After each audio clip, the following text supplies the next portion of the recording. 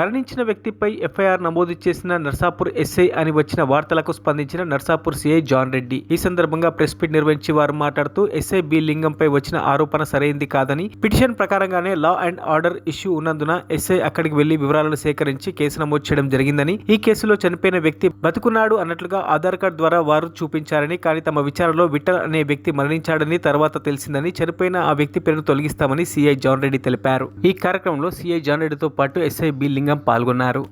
వీళ్ళు లచ్చరాం తండాకు చెందినటువంటి పాత్లోతు దేవిసింగ్, పాత్లోతు సూర్య, పాత్లోతు ఆంజనేయులు, పాత్లోతు విఠల్ ఈ నలుగురు కూడా దాంట్లోకి వచ్చి ట్రెస్పాస్ చేసిందని చెప్పి కంప్లైంట్ చేయడం జరిగింది.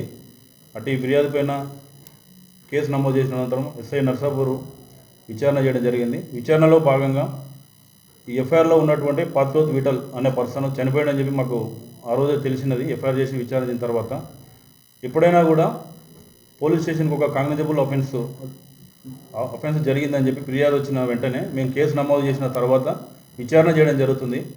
విచారణలో భాగంగా ఆ కేసులో ఇన్వాల్వ్మెంట్ ఎవరైనా లేనట్లయితే వాళ్ళని ఆ కేసు నుంచి మేము తీసేయడం జరుగుతుంది, డిలీట్ చేయడం జరుగుతుంది. ఒకవేళ వాళ్ళు చనిపోయినా కూడా వాళ్ళ యొక్క డెత్ సర్టిఫికేట్ని ఈ రెవెన్యూ డిపార్ట్మెంట్ నుంచి కానీ లేదంటే పంచాయతీరాజ్ డిపార్ట్మెంట్ నుంచి కానీ కలెక్ట్ చేసి వాళ్ళని డిలీట్ చేయడం జరుగుతున్నది.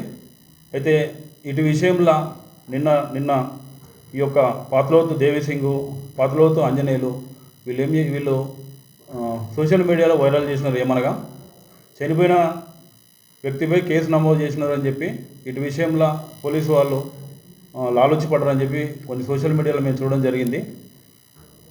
వాస్తవంగా ఈ పాత్లోతు దేవిసింగ్ కానీ పాత్లోతు ఆంజనేయులు కానీ ఈ సెప్టెంబర్లో ఒకసారి వెళ్ళినప్పుడు కూడా నేను కూడా నా దగ్గర కూడా రావడం జరిగింది. భూమిలోకి ట్రెస్పాస్ చేసిన తర్వాత కేసు నమోదు అయినాక నా దగ్గరకు వచ్చినారు. నేను కూడా చెప్పిన మీది ఒకవేళ పొజిషన్లో మీరు లేరు కాబట్టి మీకు ఏదన్నా ధరణిలో కానీ లేకపోతే మీ దగ్గర ఏమన్నా పాస్బుక్ కానీ ఉన్నట్లయితే మీరు లీగల్గా కోర్టుకి అప్రోచ్ అయ్యి మీదని చెప్పి భూమి నిరూపించుకున్న తర్వాత మీరు ప్రొసీజర్ ప్రకారం వెళ్తే తప్పలేదు.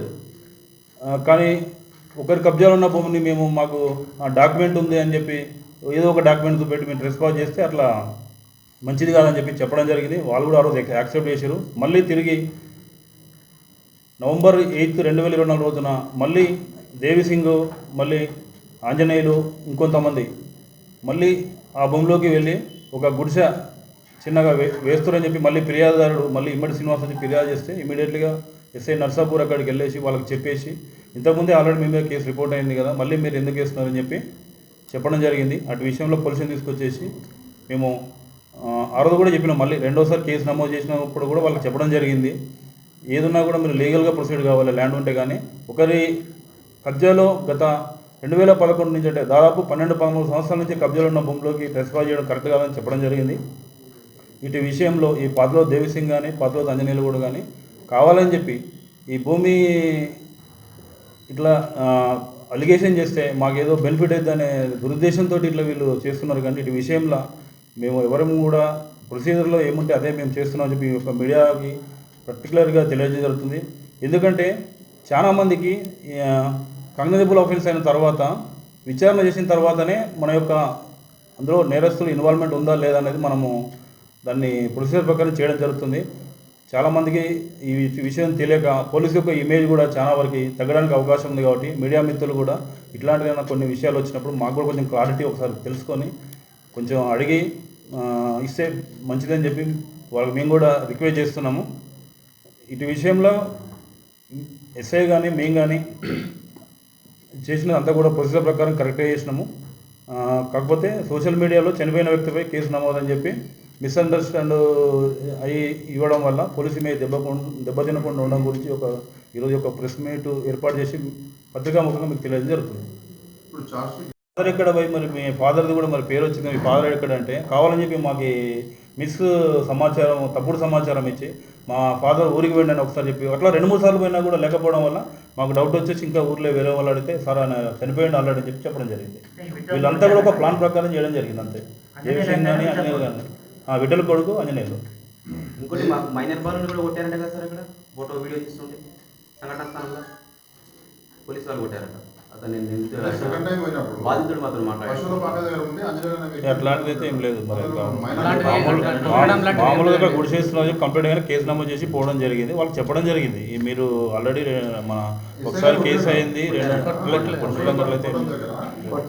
మేమైతే ఎవరిని కొట్టలేదు, వాటి విషయంలో అయితే ఎవరిని కొట్టలేదు. ఏదున్నా కూడా మీరు ఒకసారి కేసు అయినప్పుడు కూడా లీగల్గా మీరు ఏమైనా ఉంటే కోర్టుకి అప్రోచ్ కమ్మని చెప్పి నేను కూడా చెప్పడం జరిగింది. నా ఆఫీస్కి వచ్చారు, నాకు కూడా కలిసినాడు.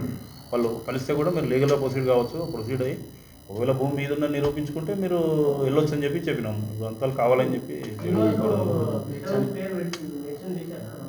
ఫిర్యాదుదారుడు కంప్లైంట్లో విఠల్ అనే పేరు మెన్షన్ చేసినాడు. అతను అక్కడ అతనికి వేరే పర్సన్ ఇట్లా ఫ్రెండ్స్ పర్సన్స్ వచ్చారని చెప్పి నేను నాన్ లోకల్ కాబట్టి నర్సాపూర్ కాబట్టి ఆయన పేర్లు ఇచ్చినాడు. కంప్లైంట్ ఆధారంగా మేము కేసు నమోదు చేసినాం. ఆయన ఇచ్చిండు కాబట్టి, ఫిర్యాదుదారు ఇచ్చిండు కాబట్టి. ఒక్కరు అట్లా ఉంటే మేము ఇమీడియట్లీ ఎంక్వైరీ చేయడానికి అవకాశం ఉంటుండే. నలుగురు ఉన్నారు కాబట్టి మాకు తెల్లారి తెలిసింది ఏమంటే ఇమీడియట్లీ అడిగినాము. 2-3 రోజులు తెలిసింది మాకు ఇచ్చాము. Okay okay right.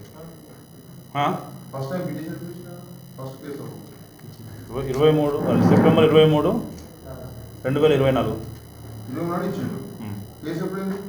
అదే రోజు